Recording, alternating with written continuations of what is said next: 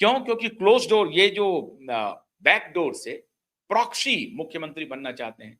श्रीमान केसी वेणुगोपाल की मैं बात कर रहा हूं। इन्हें ही राउडी कहा था। अब मुझे नहीं मालूम है, मणिशंकर अय्यर जिनके जिनके बारे में गलत राय रखते हैं, उनकी तकदीर कहीं चमक तो नहीं जाती है। मोदी जी के बारे में कहा नीच है, तो मोदी जी प्रधानमंत्री बन गए। कहा कि चाय बेचने के लिए जगह दे देंगे, वो प्रधानमंत्री बन गए।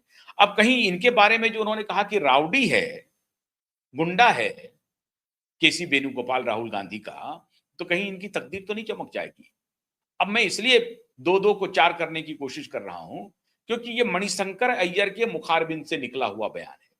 उनका ही बयान था मोदी जी के बारे में, तो उनको ये मिली उपाधि। अब इनके बारे में रॉडी कह रहे हैं, गुंडा कह रहे हैं, तो क्या पता जनता इन्हें चुन ले। जनता नहीं चुनेगी, जनता बिल्कुल नहीं चुनने जा रही है। चुनने कौन जा रहे हैं? राहुल गांधी। लेकिन उनको चुनने नहीं देंगे। कौन? अब इसमें पड़ गए हैं रमेश चेन्थियाल और डी सतीशन जी। डी सतीशन एक ऐसे पॉपुलर नेता के रूप में इमर्ज किए हैं, एर्नाकुलम डिस्ट्रिक्ट से वो चुन करके आए हैं और 5 बार के एमएलए हैं, लीडर ऑफ अपोजिशन अभी हैं। और उनको किनका किनका खाली इतना ही नहीं कि उन्होंने एलडीएफ के खिलाफ यूडीएफ को एक मजबूत धार दिया पिछले 5 सालों में, बल्कि यूडीएफ का, यूनाइटेड डेमोक्रेटिक फ्रंट जो है यूडीएफ, उनके जो सईद साहब हैं उनका भी उनको समर्थन है। साबी साहब जो है, सईद साबी, उनका भी उनको समर्थन है। इसके अलावा ऑल ऑल इंडियन यूनियन मुस्लिम लीग, IUML, इंडियन यूनियन मुस्लिम लीग, उनके भी नेताओं का समर्थन है इनको। तो यूडीएफ के चेयरमैन का भी समर्थन है, IUML का भी समर्थन है।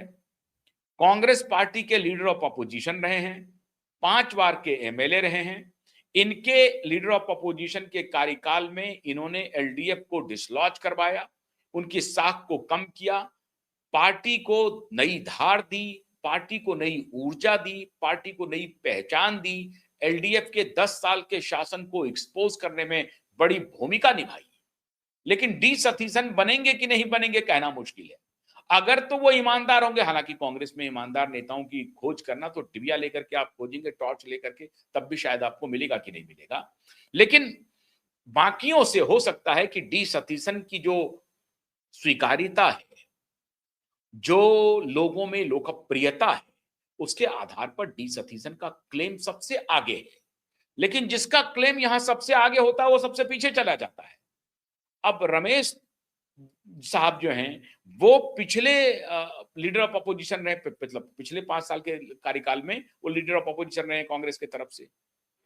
उनका एक और, चेन्थियाल जी का एक और करामात है, वो इंडियन नेशनल कांग्रेस के यूथ विंग के प्रेसिडेंट भी रहे हैं और राज्य के स्तर पर और राष्ट्रीय स्तर पर कांग्रेस के ऑर्गेनाइजेशनल सेटअप में काम कर चुके हैं। तो एक ऑर्गेनाइजेशन मैन की भूमिका में वो रहे हैं और उनको ही is known as a organizational man in Congress. Ramesh Chennithala साहब वो भी क्लेमेंट बने हुए हैं, वो कह रहे हैं कि मुझे भी बनाइए, मुख्यमंत्री की रेस में लाइए। लेकिन रमेश चेन्थियाल के पीछे कौन है कहना मुश्किल है। और तीसरे खिलाड़ी हैं मणिशंकर अय्यर जी के राउडी, केसी वेणुगोपाल। अब केसी वेणुगोपाल को किसका समर्थन है? सर्वशक्तिमान राहुल गांधी का, कांग्रेस पार्टी में। और दूसरे अभी वर्तमान में जो सर्वशक्तिमान है मल्लिकार्जुन खड़गे। दोनों के चहेते हैं केसी वेणुगोपाल। क्यों? क्योंकि केसी वेणुगोपाल ने मल्लिकार्जुन खड़गे को आगे बढ़ाने में भूमिका अदा की थी। क्योंकि केसी वेणुगोपाल की एक ही बड़ा क्वालिफिकेशन है, वो गांधी परिवार के क्लोज है। गांधी भी नहीं, राहुल के क्लोज है।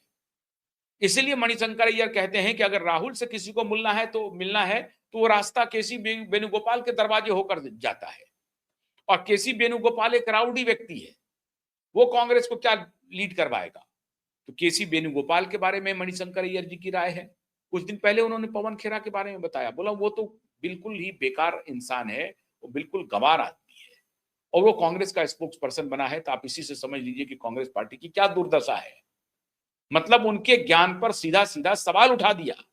मणिशंकर अय्यर ने कहा कि ये जो पवन खेड़ा हैं वो बेवकूफ आदमी है, वो कुछ नहीं जानता है, वो मूर्ख है, मूढ़ है, और वो कांग्रेस पार्टी का स्पोक्स पर्सन बना हुआ है। तो अब इसी से समझ लीजिए कि कांग्रेस पार्टी की दशा और दिशा क्या है, ये मणिशंकर अय्यर कह रहे हैं। हालांकि मणिशंकर अय्यर एक डिप्लोमेट होने के साथ साथ क्लोज डोर पॉलिटिक्स के जाने जाते हैं। मणिशंकर अय्यर की अपनी ही क्या औकात है, बस यही उनका रिज्यूमे है कि वो राजीव गांधी के मित्र हैं। मित्र क्या हैं, राजीव गांधी के जमाने में वो डिप्लोमेट थे और उनको उन्होंने अपने साथ जोड़ लिया, उसके बाद से वो मित्रता हो गई उनकी।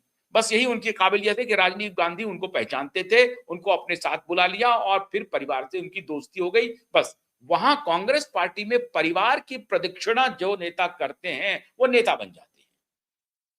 तो जो आरोप आज मणिशंकर अय्यर लगा रहे हैं राउडी केसी वेणुगोपाल पे और पवन खेड़ा पे, वही प्रदक्षिणा करके श्रीमान मणिशंकर अय्यर भी आगे बढ़े हैं। केरलम में एक चौथा नाम भी आ रहा है, लेकिन वो समझिए कि आई गई बात होगी, क्योंकि वो बेचारे मुख्यमंत्री बने नहीं बने, वो एवरग्रीन स्मार्ट आदमी है, चश्मा लगाते हैं, उतारते हैं, महिलाओं के बीच में पॉपुलर हैं, अतिशय पॉपुलर हैं। श्रीमान शशि थरूर जी हैं। अब शशि थरूर जी की मुलाकात हो गई खड़गे साहब से, बाजार गर्म हो गया साहब, पॉलिटिकल बाजार गर्म हो गया कि इधर जो बिल्लियों की लड़ाई है उसमें कहीं बंदर तो रोटी लेके नहीं भाग जाएगा। ऐसा शुरू हो गया कहानी। भाई 3 लोग आपस में लड़ रहे हैं, एक आदमी को ऐसे कर देते हैं जिनका ना कौ नृप होय हमाई का हानि वाली स्थिति है उनकी खुद की।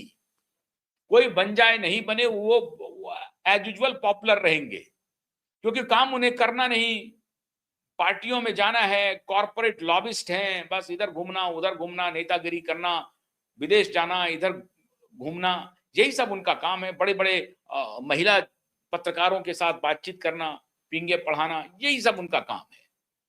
तो अब इस काम के लिए श्रीमान थरूर साहब भी मिल लिए खड़गे साहब से, तो चर्चा होने लगी पॉलिटिकल गैलरी में कि थरूर साहब भी मुख्यमंत्री बन सकते हैं, लेकिन इसकी संभावना दूर दूर तक नहीं है। मित्रों, केरलम में एक बात बहुत अवश्यंभावी